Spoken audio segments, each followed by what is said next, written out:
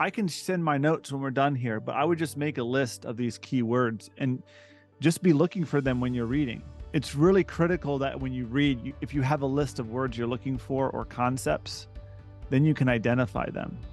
What is the different promise and fulfillment from shadows and from There's similarity, but there's difference in the sense that a shadow is not the substance, diba?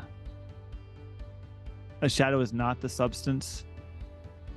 So that's different than a promise and fulfillment, in that the promise is eternal and the fulfillment is eternal as well. Diba? So if I promise the gospel, that's an eternal truth, right? It's always true. And then in some time in the future, it will come into reality. Shadow implies that in another sense, the context of that promise in which it was given, that's passing away. The substance is what's remaining. Perfect example. The sacrifice is a promise of a coming eternal sacrifice. So that is eternal. The actual sacrifice, which is the substance, the actual sacrifice, which is the lamb, that sacrifice it's passed away. No more needed. So in one sense, the promise is eternal. In the actual type is tapos na. Excellent question. Very good. And so this is why people that can't understand the shadow and type promise fulfillment, that's why like even with many people are wanting to go back to the old temple. They don't understand that the old temple is already, the promise is already fulfilled in Christ, in the heavenly temple, and then in the church, and then in the believer. Why would you want to go back to the type of the old temple? Diba? Tapos na. It's already done. So we're going to look at one more text here, Hebrews. And then the other examples, maybe we'll do a workshop some other time. I think you get at least the idea right now. We can add to these. Maybe we'll do a follow-up workshop at the end to really go in deep with, because I want to get to redemptive history. I want to get to the rest. And there's another picture I want to show you. So let's look now briefly at Hebrews 9:23 and following. Let me just read, and let's look for this last type of relationship here. And then we're going to just briefly give you some concluding points.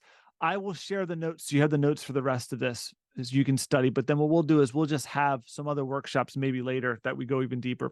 So let's just read Hebrews 9, and then we're going to look at a solution here.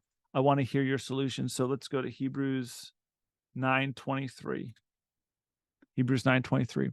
Thus it was necessary for the copies of the heavenly things to be purified with these rites, but the heavenly things themselves with better sacrifices than these. For Christ entered not into a holy place made with hands. Christ didn't go into the temple, which are copies of true things, but into heaven itself, now to appear in the presence of God on our behalf. Nor was it to offer himself repeatedly, as the high priest enters the holy places every year with blood not his own. For then he would have had to suffer repeatedly since the foundation of the world. But as it is, he appeared once for all at the end of the ages to put away sin by the sacrifice of himself, just as it is appointed for man once to die, and after this comes the judgment. So Christ, having been offered once to bear the sins of many, will appear a second time, not to deal with sin, but to save those who eagerly wait for him. For since the law has but a shadow of good things to come instead of the true form of these realities, it can never by the same sacrifices continually offered up every year make perfect those who draw near. I mean, if ever you saw just big time relationships, let's go through here now. So right now we're asking, what is the relationship again? So what are those words? What are the words that describe the Old Testament? So let's look at verse 23, Old Testament, New Testament. What are the words that describe the Old Testament? Sacrifices. What else? Anopa. Copies of the heavenly things. Okay, so let's just put copies. What else? These rights, right? What about New Testament? What about the New Testament? What are they? New Testament words. Holy places. Holy places. Okay. Yeah. Okay. Well, so in this context, that's still holy places is still right, not into holy places made with hands. So that's still Old Testament. That's an Old Testament phrase. New Testament. It's not heavenly things, New Testament. Heavenly things themselves. And then the relationship is Christ, better. for Christ has entered. Okay, yeah. So Christ has entered. And then the relationships here. So what about down here? What are some more Old Testament references? Verse 24, Old Testament references. Presence of God. Okay, presence of God is New Testament, right? Copies is Old Testament. What about true things? Right? True things, this is the substance. This is substance. And this is, in this context, it's shadow. So this is shadow, or this is just this is a copy is an imitation, not imitation. A copy is a replica. Sir, can we say seed and flower? Yeah, we can also say that as well. And this is so we could also think about, now that's slightly a different analogy. So that is true of the Old Testament, New Testament relationship, but that's slightly different because the copy is not the reality. So in one sense, the seed reality is emphasizing that fundamentally it's the same, it's the promise fulfillment, it's the same eternal truth. So but it just is appearing differently. So I don't want to use seed flower in this illustration. Here we want to see that there is a fundamental difference. So now we're looking at dissimilarity. What else do we have here? We have heaven. What else do we have? We have heaven itself. And what about verses 25 and 26? What's Old Testament? Okay, offer himself. This is New Testament, right? This is New Testament. What about Old Testament references? On the screen, if you can see 25 to 28, Old Testament references. High priest. High priest enters holy place. Blood. What else? Okay, so repetitively, this is dealing with the old way, right? If he was operating as an Old Testament priest, he would have to do this all the time, right? What else do we have here? The sacrifice by himself. Yep. Put away sin by the Yep. sacrifice. Christ offers the sin and bears the sin of many. And this is actually Isaiah. This is Isaiah right here. Isaiah 53 reference. So now looking down here, notice how Christ is essentially equated with the New Testament and the New Covenant. Do you see that? Because here, look, the law. What is the law? What is the law now? The law is just a shadow of the good things to come. The true form. Does everyone see that? So now we have clearly here another sense. We have shadow, copy, and then we have substance, reality, True form. Yep, true form. Heavenly. Does everyone see that relationship now? So this is the critical thing. So I would write down these major relationships: promise fulfillment, prophecy fulfillment, mystery revelation, shadow, copy, substance. So if ever you're tempted to only see shadow and type, it's not a true picture, because there are eternal truths in the Old Testament that prophesy and are fulfilled. At the same time, we ought not to think of the Old Testament as purely eternal. And that's where people fall into this trap where it's purely eternal. There is a radical change. The Old Testament was contextual. It's only a shadow and a copy. Those types are done away with. We're never going back to the temple. We're never going back to the sacrifice of bulls and goats and sheep and pigeons. We're not going back to the old covenant again. But those eternal truths within the old covenant remain. So any other comments or questions? Is everyone tracking with me? We're good. This is redemptive history, okay? You should be able to now understand as you work in the Old Testament those relationships. Now, very quickly, and then we're going to go into a workshop, okay? We're going to just super quick here. I'm going to share these notes. You can read through them. I want to highlight several things, or just one thing. So here I have some pictures here, okay? You can look at these at your own time. Maybe we'll have another workshop later to discuss them. The time is leaving us. So I want to come down here and highlight something here. There's videos on this. If you want explanations, I can also share videos with you on this, okay? We often think, let me blow this up here. This is a timeline, big timeline. You have Old Testament, life and ministry of Jesus Christ, New Testament. True. This is true, okay? And really, if you want to include New Testament overlapping with Jesus at the shedding of his blood, fair enough. The New Testament is inaugurated on the cross with the shedding of the blood, okay? The shedding of the blood, and then Christ goes in the heavenly places and sprinkles the blood to atone for sins, okay? So there is overlap here. It's not a simple linear relationship. There's overlap, okay? Fair enough. But we should see that large picture, okay? And so if you're in the life of, if your text is here or your text is here, you have to be very careful, okay? Looking for this promise fulfillment, okay? So then typically, now our interpretative method, I want to say, is a redemptive historical grammatical method. It's both and, okay? This is functionally, okay?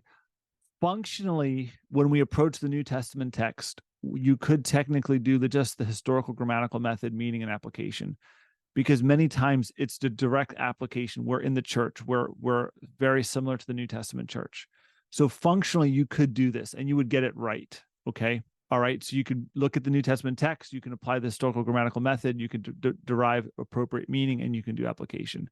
Now, perhaps you would mess up the meaning looking at Christ's relationship because you're not including that. Fair enough, okay? This is just deficient. We're just trying to show relationships. It becomes much more difficult in the Old Testament because you're going to do the historical grammatical method, but then you're going to look to see how Christ's life, ministry, teaching was within ministry, death is included, resurrection, exaltation. You simply cannot go from here to there. You can't go from here to here, from Old Testament to our context. You have to look to see how this is worked out and fleshed out in Christ. So this is where the simple historical grammatical method falls apart. Is everyone tracking there? You need to have a broader thing. So this is why, really, even within the New Testament, we're going through this method. So this here, so the big method is historical grammatical, redemptive historical method. That's, or you could say gospel-centered interpretation. That's a easy way for us to think about it. So we're always wanting to consider Christ and the gospel. We're not reinterpreting, but we're considering. Something else that we need to see here, and we're going to end on here before we study, is typically what we see is we think of linear, single promise, single fulfillment. Okay, Genesis 3:15, undoing the curse of death, fulfilled, right? So we have Genesis 3:15, Romans 1:1-5, right? The resurrection of Jesus Christ. We think of a linear, single fulfillment. Is everyone tracking? That's how we think. Okay. The difficulty is that when you go throughout the Old Testament, there seems to be intermediate fulfillments. Is it fulfilled? Is the promises of Abraham fulfilled in Isaac or in Jesus? Is it fulfilled in David or Jesus, right? So the linear single doesn't really fit. Sometimes it's Mahirap, okay? Adam's promise is first fulfilled in Noah, then fulfilled in Abraham. So it's like, How does that work? This is really a deficient way for us to think. Rather, we ought to think of it like this. There's multiple mountaintops, diba? So imagine putting yourself at a mountaintop, diba? If you look down or you look up, how many mountaintops will you see? If you're standing, let's say you're placed right on Genesis 17. So you're on that mountain. How many mountaintops will you see if you're placed linear path? How many mountaintops will you see? Looking one way, how many will you see? 2. You'll see one going down and one go. That's it. You won't see all the intermediate mountains, diba? You're like at the diba. You can do this in the mountains of the Philippines. You'll just see maybe the next mountain ridge, or maybe it's you see the distant mountain, but there's several mountains between, diba? So this is really the picture of promise fulfillment. Multiple mountaintops that from Genesis, you can look at Genesis 3 and say, I see Christ. But then there's multiple fulfillments between. You can look back from 2 Samuel, the promise of David, and see, David goes back all the way to Adam. But then we look this way, it goes all the way to Christ. Between David and Adam is Abraham, is Isaac, is Jacob, is Old Covenant. Is everyone tracking there? So this is critical. So this is where actually I wish Vincent was here. When he did his Old Testament citations for he's doing Melchizedek, it's more than one reference. There's Melchizedek in Genesis, and then there's Melchizedek in Psalm 110. He's looking at Hebrews, Melchizedek in Hebrews. So really there was 3 mountaintops for him. Or I guess 2. There's 2. Dalawa. Okay? So we need to be thinking like this as we look at Old Testament and the New Testament. Okay? I think this is incredibly powerful and incredibly helpful for us to think about. And this is why sometimes it's like, it's just fulfilled in the original. It's fulfilled in Old Testament. No, it is fulfilled, and it's also distant. This also works, mga kapatid. This also works perfectly in Revelation and also in other prophetic passages like the Olivet Discourse, where you say, it looks like it's fulfilled in the fall of Jerusalem, diba? It looks like it's fulfilled in the Nazi regime, right? It looks like some people are saying it looks like it's fulfilled in Hamas, diba? People are talking about that. Maybe this is Armageddon. If not Armageddon, it's just a fulfillment moving towards a climax. An intermediate step. So someone was, Henry and I were talking about, is this Armageddon? And I said, it's the spirit of Armageddon. If not Armageddon, it's a mountaintop moving towards Armageddon. So when we see these massive battles, these massive tragedies, these massive famines, the massive pestilence, the massive plagues, right? We just went through a pandemic. If not the end time plague, yung mountaintop moving towards the end time plague. Okay? So we should be wise in saying, my goodness, Christ is coming back. But we should not be saying, this is Christ coming back. Siguro. Hindi sigurado. So I hope we see this. Okay, so let's go ahead and break into groups. So what I want you to do is, I want you to look at your text, the text you chose to study. Okay? And I want you to write 3 or 4 or 5 sentences comparing your text with the Old Testament references. Now, some of you may have chosen more of an illusion. There's not a direct fulfillment, or there's some other type of relationship. Then just discuss generally.